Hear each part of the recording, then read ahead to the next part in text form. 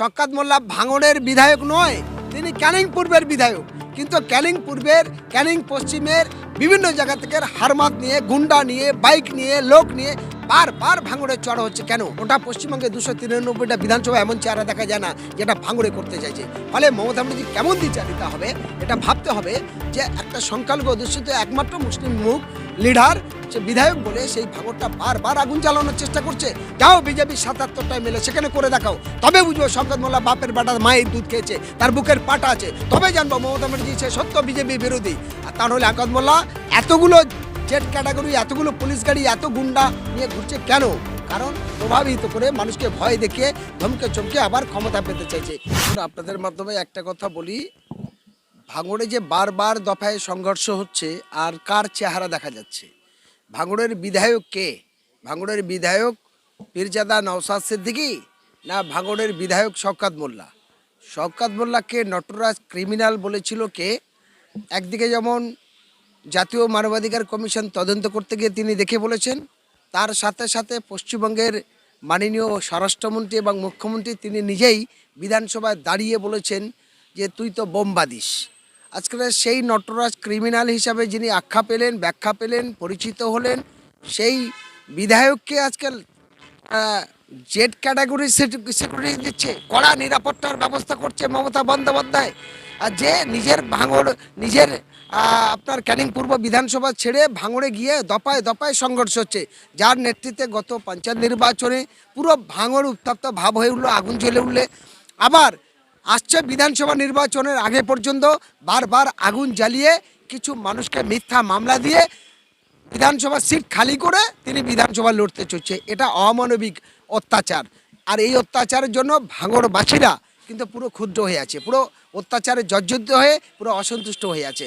ফলে আমি আপনাদের মাধ্যমে একদিকে মাননীয় মুখ্যমন্ত্রী মমতা ব্যানার্জির কাছে আবেদন করব, শান্ত ভাঙড়কে আর অশান্ত করবেন না। ভাঙড়ের মানুষকে নিঃশ্বাস ফেলার মতো জায়গা দিন, ভাঙড়ের মানুষকে সুস্থ সরলভাবে সঠিকভাবে জীবনযাপন করে বেঁচে থাকার মতো অধিকার দিন। সাথে নির্বাচন কমিশনের কাছে এবং প্রশাসনের ডিপার্টমেন্টের কাছে আবেদন করব।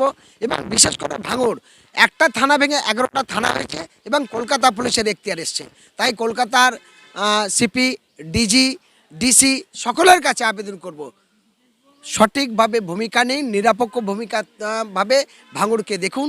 তাহলে ভাঙড়ের মানুষ অত্যাচারের হাত থেকে বাঁচতে চায়, মিথ্যা মামলা থেকে বাঁচতে চায়। আজ শওকত মোল্লা ভাঙড়ের বিধায়ক নয়, তিনি ক্যানিং পূর্বের বিধায়ক। কিন্তু ক্যানিং পূর্বের, ক্যানিং পশ্চিমের বিভিন্ন জায়গা থেকে হারমাত নিয়ে, গুন্ডা নিয়ে, বাইক নিয়ে, লোক নিয়ে বারবার ভাঙড়ে চড়া হচ্ছে কেন? গতকালকেরে ভাঙড়ে যে র্যালিটা হয়েছে আপনার পোলেরহাট থেকে, সেখানে ভাঙড়ের লোক ছিল কি? সব তো ক্যানিং পশ্চিমের। আমরা দেখলাম নারায়ণপুর অঞ্চল থেকে লোক গেছে, আমরা দেখেছি গোপালপুর অঞ্চল থেকে লোক গেছে, আমরা দেখেছি সাতমুখ অঞ্চল থেকে লোক গেছে, আমরা দেখেছি দাঁড়িয়া অঞ্চল থেকে লোক গেছে, আমরা দেখেছি বাসন্তী থেকে লোক এসেছে। কালকে ক্যানিং পূর্ব, বাসন্তী এবং ক্যানিং পশ্চিম, ইভেন জয়নগর, হাড়ুয়া বিভিন্ন জায়গায় লোক নিয়ে গিয়ে জমায়েত করেছে ভাঙড়ে। ভাঙড়ের লোক কাল ছিল কি? তাহলে মমতা ব্যানার্জির এখান থেকে শিক্ষা পাওয়া উচিত। সোশ্যাল মিডিয়ার লোকগুলো সঠিক তথ্য দিয়ে জানুক যে তার বাড়ি কোথায়, যারা ওখানে গেছে সব তো বাইরের লোক। ফলে নওশাদ সিদ্দিকী একজন শিক্ষিত ভদ্র সামাজিক ছেলে, সঠিক মানুষ, সেই জন্য করে সে এই অসভ্যতার চাইছে না। তাই ভাঙড়ে দফায় দফায় সংঘর্ষ তিনি চাইছেন না। আজ বিভিন্ন জায়গার বোম নিয়ে গিয়ে তিনি বেঁধেছে। আমি দুদিন আগে একটা ভিডিও পেয়েছিলাম, নওশাদ সিদ্দিকী বলেছে এই রোজার সময় একটা বোম মারলে 2500-3000 টাকা দাম। এটা ওই যারা এই সমস্ত করে তাদের মুখ থেকে শুনেছি। তো আমি 2500 টাকা মানুষের ইফতার দেবো, সেখানে সম্পর্ক তৈরি হবে, মানুষের মধ্যে ভালো সম্প্রীতি বাড়বে। কিন্তু সেগুলো না করে তারা বোম বাঁধছে। ফলে এই অসভ্যতা কেন হবে? পবিত্র রমজান মাসে এই জিনিস কেন হবে? ফলে আমিও হোসেন গাজী একজন মানবাধিকার কর্মী হিসাবে বলবো, যারা মানবতা হারিয়েছে তারা সমাজের শত্রু, তারা সমাজের ক্রিমিনাল, সমাজের প্রতারক। আর সেই প্রতারক হলো শওকত মোল্লা। আজ শওকত মোল্লা এতগুলো জেড ক্যাটাগরি, এতগুলো পুলিশ গাড়ি, এত গুন্ডা নিয়ে ঘুরছে কেন? কারণ প্রভাবিত করে মানুষকে ভয় দেখিয়ে ধমকে চমকে আবার ক্ষমতা পেতে চাইছে। এখানে দাঁড়িয়ে এই অসভ্যতার বিরুদ্ধে ভাঙড়ে মানুষ রায় দেবে। যত অত্যাচার করবে তত তৃণমূল পরাজিত হবে, তৃণমূল শূন্য হবে। ভয় দেখিয়ে চমকে ভোটে জিততে পারবে না, আরও 10 গুণ ভোটে আইএসএফ প্রার্থী ওখান থেকে জিতবে।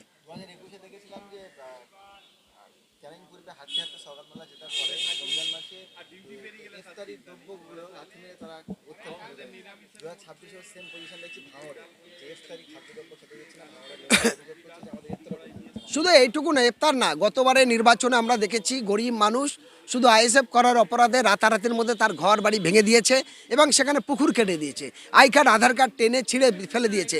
এখন এই ভাঙড়বাসীর কাছে আমার অনুরোধ, এই শওকত মোল্লার দ্বারায় ভাঙড় সুরক্ষিত হবে না, ভাঙড় সর্বনাশ হবে, ভাঙড় শেষ হবে।